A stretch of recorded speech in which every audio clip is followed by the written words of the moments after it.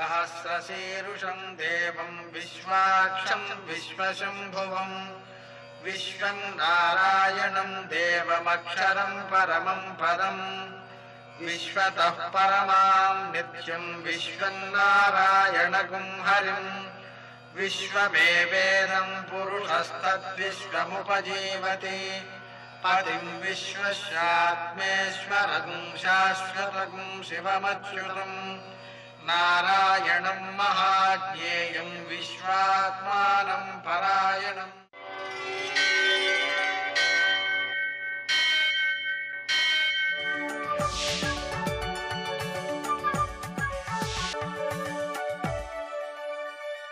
सूर्यशौर्यमथेन्दुरिन्द्रपदवी सन्मङ्गलं मङ्गलम्। आंजनेय महाबाहो हरिराज हरिप्रिया त्वं निरीक्ष्य शीघ्रं मे सत्कार्यं सफलं कुरु। मर्कटेश महोत्साह सर्वशोकविनाशन शत्रून् संहर मां रक्ष श्रियंदाभय मे प्रभु। నేటి కాలమాన విశేషాలను గమనిద్దాం. స్వస్తి శ్రీ చాంద్రమాన మన్మథనామ సంవత్సరం దక్షిణాయనం గ్రీష్మ ఋతువు నిజాషాఢమాసం శుక్లపక్షం మంగళవారం. సూర్యోదయం 5:55 సూర్యాస్తమయం 6:49. తిథి పంచమి మధ్యాహ్నం 3:31 వరకు. నక్షత్రం ఉత్తర ఫల్గుని రాత్రి 3:09 వరకు. వర్జం ఉదయం 8:10 నుంచి 9:59 వరకు. దుర్ముహూర్తం ఉదయం 8:30 నుంచి 9:21 వరకు. మరల రాత్రి 11:16 నుంచి 12 వరకు. అమృతకాలం రాత్రి 7:01 నుంచి 8:50 వరకు. రాహుకాలం మంగళవారం కాబట్టి మధ్యాహ్నం 3 నుంచి 4:30 వరకు. నేటి శుభప్రదమైన సమయం అష్టగౌరిక రీత్యా ఉత్తమమైన సమయం ఉదయం 7:50. ఈరోజు పుష్కరాలలో 8వ శుభప్రద దివసం. ఈరోజు చందనం అంటే మంచి గంధం, మంచి గంధపు చెక్క అని చెప్పి మనకు ఏదో కర్ర మీద మంచి గంధపు సువాసన కొంచెం వెదజల్లి అమ్మేస్తున్నారు మార్కెట్లో. అలా కాకుండా ప్రత్యేకించి నిజమైన మంచి గంధపు చెక్క దొరికితే దాన్ని దానం చేయడం మంచిది. అలాగే ఈరోజు కందమూలాలు అంటే కందలు, ఇంకా చిలకడ దుంపలు మొదలైనటువంటి ఏ దుంప జాతి వస్తువులు ఉన్నాయో వాటిని అన్నిటినీ కూడా దానం చేయవచ్చు. అలాగే పువ్వులను కూడా ఈరోజు దానం చేయడం చాలా మంచిది. అలాగే ఈరోజు విశేషాలలో స్కంద పంచమి అంటే సుబ్రహ్మణ్య స్వామిని పూజ చేసుకోవడం, ఆరాధన చేయడం, పాలతో అభిషేకం చేయడం ఇవన్నీ కూడా సత్ఫలితాలను అందించే ప్రక్రియలు. నేటి ఆణిముత్యాలు.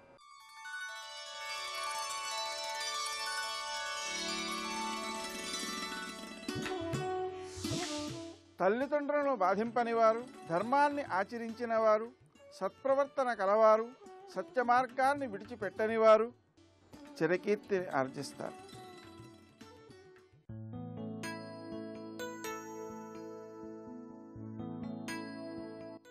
సృష్టిలో ఒక అణువైన నీ ఉనికి ఎంత అల్పమో, సృష్టికి కారణమైన శక్తి ఎంత అనంతమో తెలుసుకోగలగడమే భక్తి.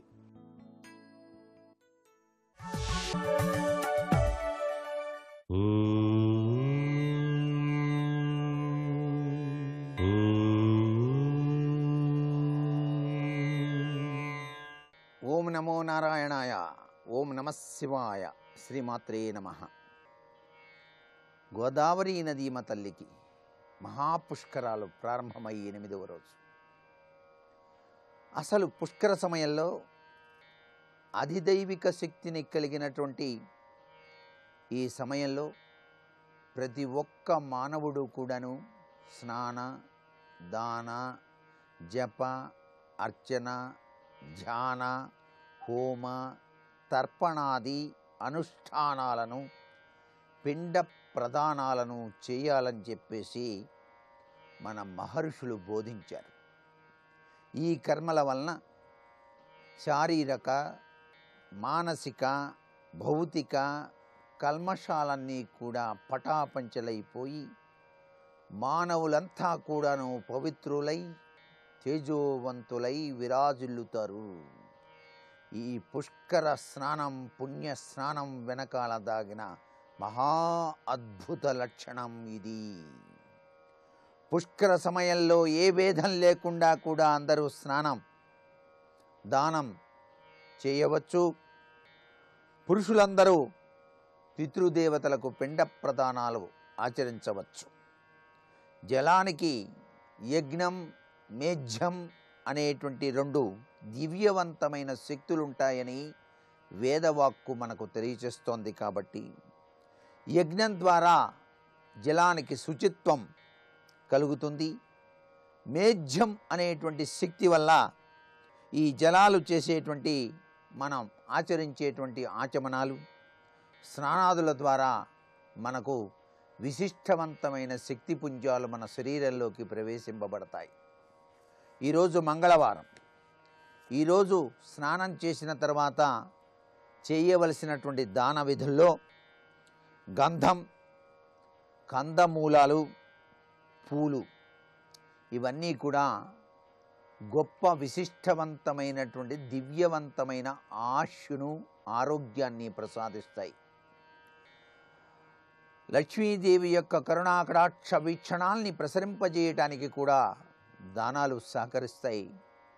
లక్ష్మీదేవి బ్రహ్మ లిఖితం చేసేటప్పుడు చూస్తుంది, ఇతడు ఏదైనా దానం చేశాడా లేదా అని చెప్పేసి. అతడు చేసినటువంటి దాన విధుల్ని బట్టి అతడు జన్మలో అదృష్టకరమైన జీవితాన్ని పొందుతాడు అని చెప్పేసి కూడా మన ఋషులు చెప్పినటువంటి విశేషాన్ని ఈ సందర్భంగా గుర్తుపెట్టుకుందాం. కుజదోష ప్రభావంతో పట్టి పీడిస్తున్నటువంటి వ్యక్తులు, రాహుదోష ప్రభావంతో పట్టి పీడిస్తున్న వ్యక్తులు ఈ రోజున స్కందుని గనక ఆరాధన చేసినట్లయితే సర్వత్రా కూడాను శుభప్రదమైనటువంటి జీవితాన్ని సాగించడానికి ఏమాత్రం సందేహం లేదు. సర్వే జనా సుఖినో భవంతు.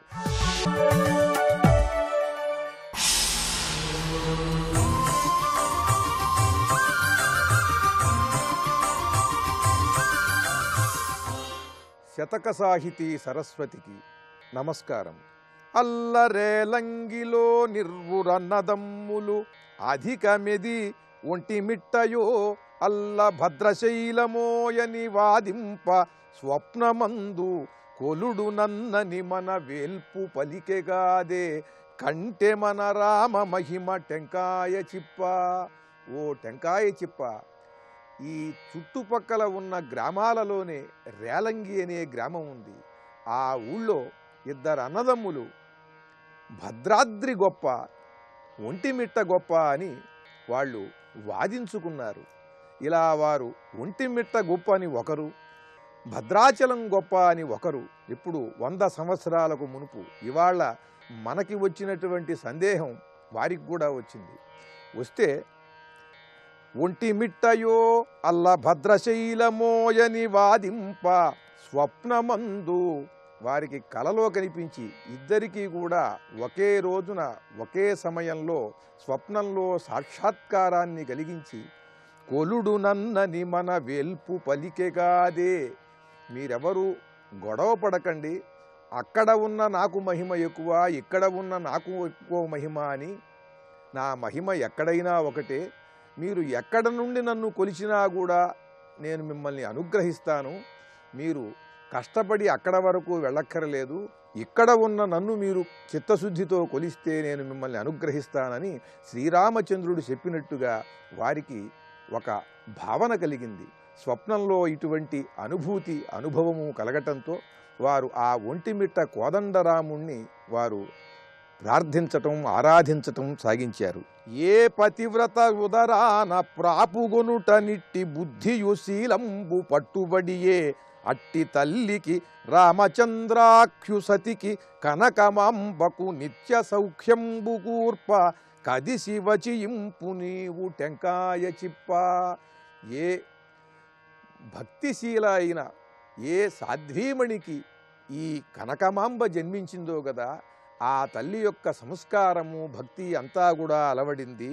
రామచంద్రాఖ్యుసతికి ఈ రామచంద్రరావు అనేటువంటి ఆయన యొక్క సతీమణి అయిన ఈ కనకమాంబకు ఆమెకున్న భక్తి రామసేవా తత్పరతకు నిత్య సౌఖ్యంబు కూర్ప కది శివచియింపు నీవు టెంకాయ చిప్ప అంటూ ఆనాడు ఎవరెవరు భక్తులు ఏ విధంగా కోదండరామాలయ పునర్నిర్మాణానికి సహాయపడ్డారో వారందరినీ గుర్తుంచుకుని కృతజ్ఞతతో తన పద్యాలలో వారందరి పేర్లను పేర్కొని వారందరినీ కూడా కరుణించమని రామచంద్రునికి టెంకాయ చెప్ప ద్వారా విన్నవిస్తూ అద్భుతమైన శతకాన్ని మనకు అందించిన మహాభక్తాగ్రేసరులు కవి యోగీశ్వరులు అయిన వాసుదాసస్వామి విరచించిన టెంకాయ చెప్ప శతకంలోని మరికొన్ని పద్యాలను గురించి రేపు ఉదయం తెలుసుకుందాం.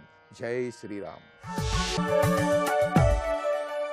పంచముఖ ఆంజనేయ ప్రణామమయ్యా, దశభుజారుద్ర తేజ దండములయ్యా, దశభుజారుద్ర తేజ దండములయ్యా, పంచముఖ ఆంజనేయ ప్రణామమయ్యా.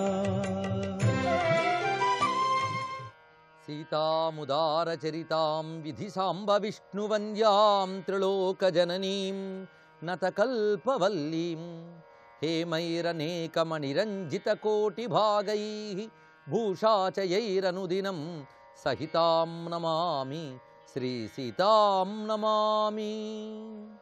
రామం రామానుజం సీతాం భరతం భరతానుజం సుగ్రీవం వాయుసూనుం చ ప్రణమామి పునః పునః. ఆంజనేయ స్వామి వారు సీతాదేవిని ఓదార్చాలి, మాట్లాడాలి అని నిర్ణయించుకున్నారు. ఏ విధంగా మాట్లాడాలి, ముందు ఏ భాషలో మాట్లాడాలి, తర్వాత ఏ స్వరంతో మాట్లాడాలి, మూడవది ఏ విషయం మాట్లాడాలి అది ఆలోచిస్తున్నాడు. ఏ విషయం చెప్పాలి? ఇక్కడ అమ్మవారి మనస్సు వెంటనే ఓదార్పబడాలి, అలాంటి విషయం మాట్లాడాలి. సత్పురుషులకి సద్విషయములు చెప్తే వెంటనే మనస్సు సాంత్వనం అవుతుంది. అందుకు ఈవిడ సల్లక్షణములు కలిగినటువంటి ఉత్తమ స్త్రీ గనక మంచి విషయాలు చెప్పాలి. మంచివారికి మంచి విషయాలు కాలక్షేపాలు, చెడ్డవారికి చెడ్డ విషయాలు కాలక్షేపాలు. ఇప్పుడు సద్విషయం చెప్పాలి. సద్విషయం ఏమిటి? రామచంద్రుడి కంటే సద్విషయం ఉంటుందా? రామా నీ మాటే మాట, రామా నీ పాటే పాట అన్నారు త్యాగరాజ స్వామి. అందుకు మాట్లాడితే రాముని గురించి మాట్లాడాలి. అది ఎవరి మనస్సునైనా సరే వెంటనే మెత్తబరుస్తుంది, శాంతినిస్తుంది.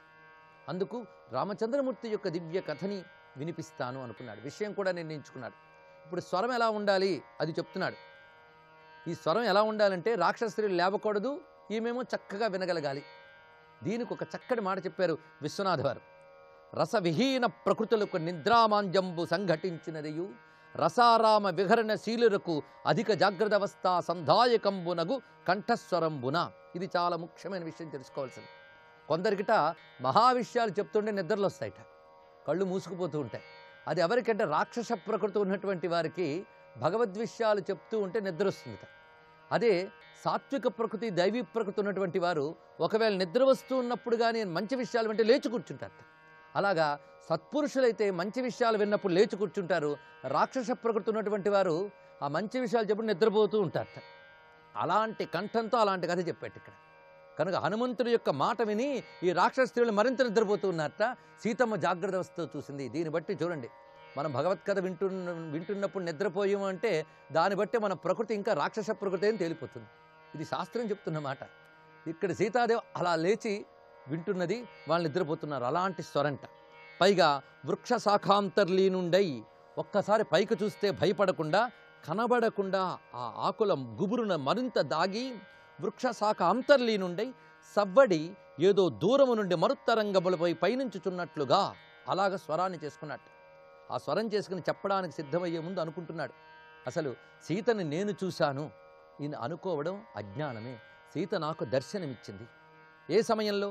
నేను తపంబు చేయుటకు నిశ్చయమున్ పొనరించితిన్ ఎదుర్ఛానతమై కనంబడియ చెయ్యన ఈవని దీని లోపలం జానకి దేవి తోచినది సర్వము దైవము కాని పౌరుషంబైనటులన్ కనంబడు నిరంతర భావ పరంపరా మిషన్.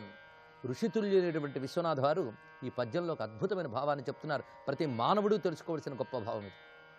అదే రామాయణంలో ఉన్నటువంటి అంతర్లీన రహస్యాలు. నేను తపస్సు చెయ్యాలి అనుకున్నప్పుడు నాకు అశోకవనం కనబడింది. అంతవరకు నేను వెతుకుతున్నాను, నేను చూస్తున్నాను అన్నప్పుడంతా దర్శనం ఇవ్వలేదు. నేను ఇంకా తపస్సు చేస్తాను అనుకున్నప్పుడు అశోకవనం కనబడింది. తద్వారా అమ్మ ఇక్కడికి రా అన్నట్టుగా అది ఆహ్వానం. అది దర్శనానికై ఒక దైవము యొక్క పిలుపు. అది రామచంద్రమూర్తి యొక్క కృప. దీన్ని బట్టి నేను చూశాను, నేను చేశాననే పౌరుషము. పౌరుషము అంటే పురుష ప్రయత్నము. ఇది నిజము కాదు. సర్వము దైవము, ఉన్నదంతా దైవమే. అదే వాల్మీకి చెప్పారు, అందరూ ప్రయత్నానికి వెళితే నాకు మాత్రమే కనబడింది అంటే ఇది దైవం, అంటే భాగ్యం ఇది. అంతేగాని ఇది నా ప్రయత్న సాధ్యం కాదు, నేను సాధించానంటే అహంకారం. దైవ కృప ఇది ప్రతివాడికి ఉండవలసింది. కార్యాన్ని సిద్ధింపజేసుకుని ఆంజనేయ స్వామి అనుకుంటున్నారు సర్వము దైవం, జరిగిందంతా దైవమే. కానీ పౌరుషము అన్నట్లుగా కనబడుతుంది. పౌరుషము అంటే పురుష ప్రయత్నము. పురుష ప్రయత్నము పురుషుడే సాధించాడు అంటే జీవుడే సాధించాడు, మానవుడే సాధించాడు అన్నట్లుగా కనబడుతుంది. ఎందువల్ల అంటే నిరంతర భావ పరంపర మిషన్. ఎల్లవేళలా భావిస్తాం గనక అంతా మనమే సాధించాం అనుకుంటాం. అదొక సైకలాజికల్ పాయింట్. నేను చేస్తాను, నేను చూస్తున్నాను అని మన ప్రయత్నం చేసేటప్పుడల్లా ఈ నేను అనే భావన కొనసాగిస్తాం గనక సిద్ధి వచ్చేటప్పటికల్లా నేనే సిద్ధింపజేసుకున్నాను అనే భావన ఏర్పడుతుంది. కానీ ఇక్కడ పౌరుషమేది లేదు, ఉన్నదంతా దైవమే అనుకున్నట్టు. అలా దైవ రచన ఒకటి ఉన్నది. ఇంత ప్రసన్నమైనది ఆ రఘుకార్యము దైవహేతువై ఇంతట పౌరుషంబు వెలయించి ప్రసన్నతరంబు చేయ నావంతగు.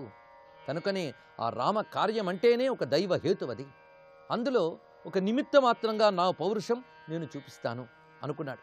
ఇలా అంటే ఆంజనేయ స్వామి వారు ఇంకా కథ వినిపించబోతున్నప్పుడు ఎలా ఉన్నాడంటే చెట్టు మీద విత్తనంలా ఉన్నట్టు. ఆయన చెట్టు మీద కూర్చున్నాడు కదా, చెట్టు మీద విత్తనంలా ఉన్నట్టు. విత్తనం ఎందుకు పోల్చారంటే విత్తనం చాలా క్లుప్త రూపంలో ఉంటుంది, చిన్నదిగా ఉంటుంది. చెట్టు విస్తార రూపంలో ఉంటుంది. హనుమంతుడు ఒక చెట్టు అంతటి వాడు, అయినా ఇప్పుడు విత్తనంలా చిన్నగా ఒదిగి ఉన్నాడు. చెట్టు మీద విత్తనంలా ఉన్నట్టు. అయితే ఈ చెట్టు మీద ఉన్న ఈ విత్తనం ఏ చెట్టు తాలూకా విత్తనం అది కూడా ఆలోచించాలి. ఏ చెట్టు తాలూకా విత్తనం ఈయన ఆ భావన చేస్తున్నారు ఇక్కడ. అరయగ నొక్క విత్తనము నందు మహాతరువప్పు రీతి అత్తరువున విత్తనమ్ము వలితా పవమానసుతుండు పొల్చే మంథర రఘురామ కార్యవసుధారుఘమాతనయం దశంగి అంకురమును నెత్తిబోయడున కోయన ఆతడిటుల్ తలంచడిన్ అన్నారు. ఇక్కడ ఒక విత్తనం లోపల చెట్టంతా ఎలా దాగి ఉంటుందో ఇక్కడ హనుమంతుడు అనబడేటువంటి విత్తనంలో రామకార్యం అనేటువంటి వృక్షం దాగి ఉంది. ఆ విత్తనం ఇప్పుడు ఇంకా మొలకెత్తబోతుందా అన్నట్లుగా ఆంజనేయ స్వామి వారు రామకథని వినిపించబోతూ ఉన్నారు. అనగా రామకార్యాన్ని సిద్ధింపజేయబోతున్నారు అనేటువంటి భావం. ఇందులో విత్తనంతో పోల్చడంలో విశేషం ఏంటంటే హనుమంతుడు ఒక మహామంత్రస్వరూపుడు, బీజాక్షరములు అని అంటాం కదా మనం. అలాంటి మహామంత్రస్వరూపుడైన ఆంజనేయ స్వామి వారు రామకార్య ధురంధరుడు, ఆయనలోనే రామకార్యమంతా దాగి ఉన్నది అనేటువంటి భావన చూపిస్తున్నారు. ఇంకా ఏ భాషలో మాట్లాడాలి ఇది ఒకటి పెద్ద ప్రశ్న. స్వరం నిర్ణయం అయిపోయింది, భాష సంస్కృతం కూడదు, మరేం భాష? విషయం కూడా తెలిసిపోయింది, రామకథ వినిపించాలి. ఏ భాషలో మాట్లాడాడు? వాల్మీకి ఏ భాషలో మాట్లాడారో చెప్పలేదు, మానుషం వాక్యం అబ్రవీత్ అన్నారంతే ఇక్కడ. కానీ ఇతర పురాణములు ఇతర శాస్త్రముల సహాయంతోనే రామాయణాలని మనం వ్యాఖ్యానించాలి. అలా మనకి ఇతర శాస్త్రముల యందు హనుమంతుడు ఏ భాష మాట్లాడాడో కూడా చెప్పారు. దాన్ని ఆధారం చేసుకుని విశ్వనాథ వారు రామాయణ కల్పవృక్షంలో ఆ భాషను కూడా తెలియజేశారు.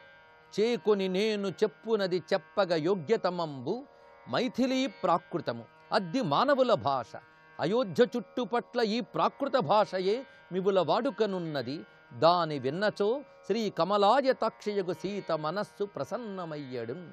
అమ్మవారికి తెలిసిన భాష మాట్లాడాలి, అంతేగాని మానుష భాషలో మాట్లాడాలని కిష్కింధలో భాష అంతా ఇక్కడ మాట్లాడితే అమ్మవారికి ఏమర్థమవుతుంది?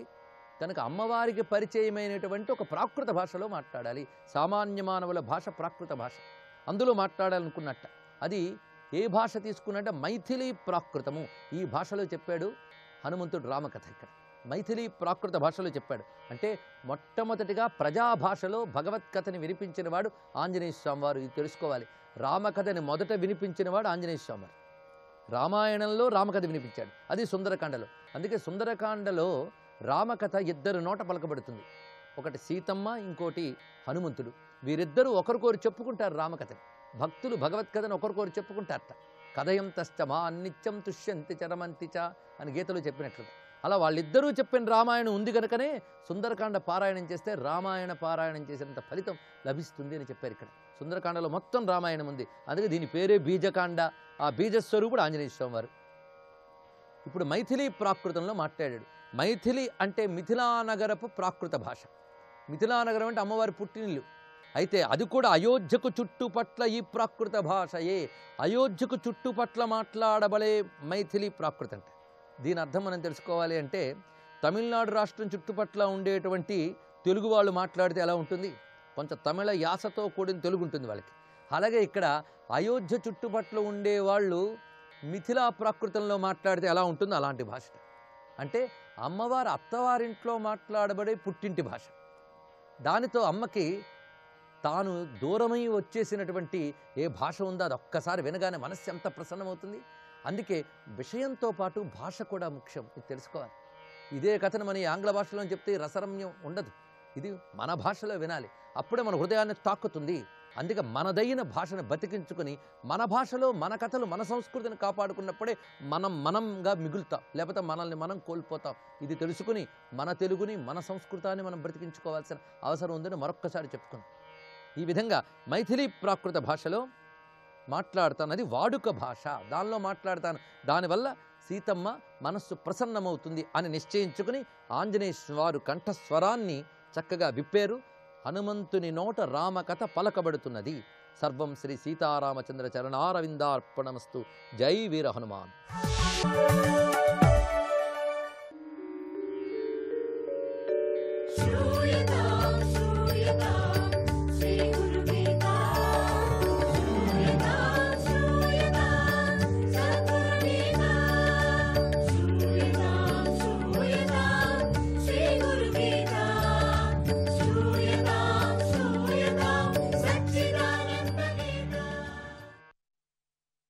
జై గురుదత్త.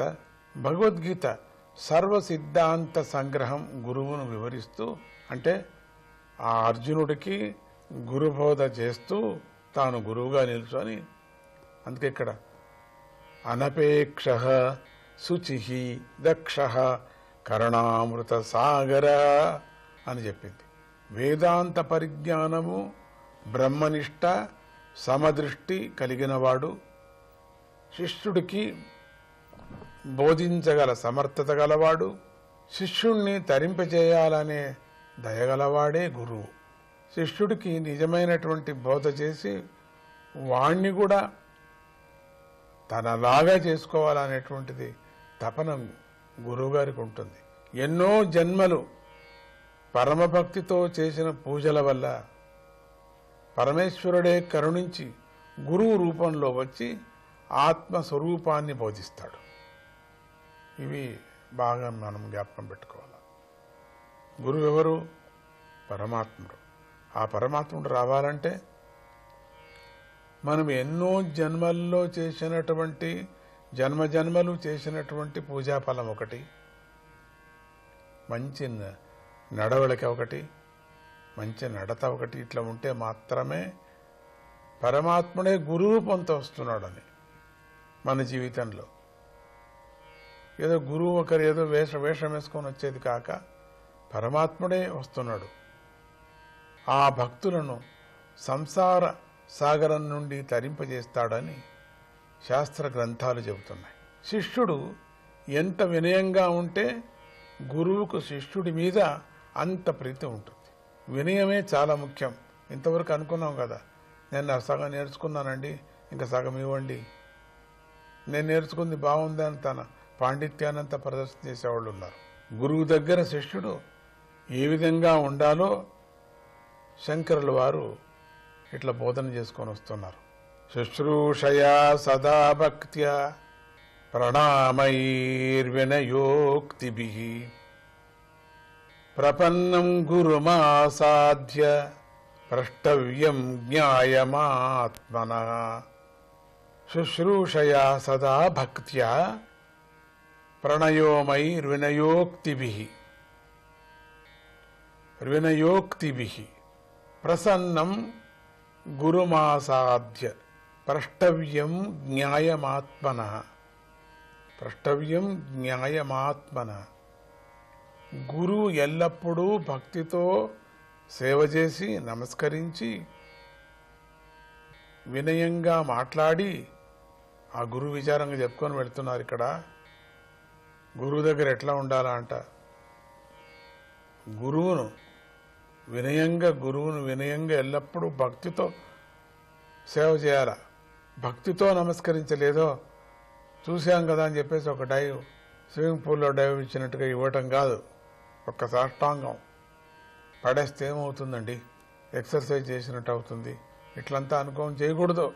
భక్తితో నువ్వు ఒకడేయా సాధ్యం, నువ్వే అంత సర్వస్వం అనే భావనతో పూర్తిగా సాగిలపడేసేయాలి. అంతే, ఇంకా ఏమన్నా చేసుకోండి.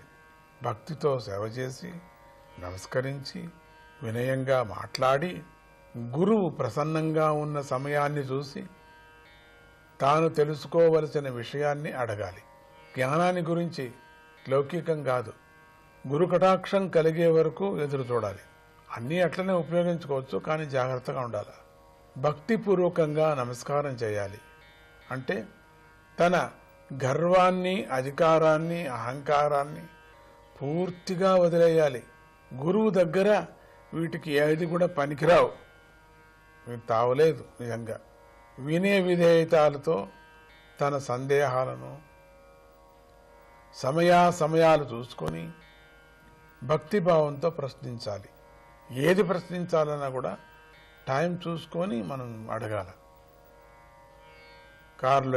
కారు ఎక్కేటప్పుడు, పూజకు పరిగెత్తేటప్పుడు, అన్ని సందర్భాల్లో మనం అడగటం దొరికారు అనేదో పట్టుకొని కుందేళ్ళలాగా హింస చేయటం కాదు.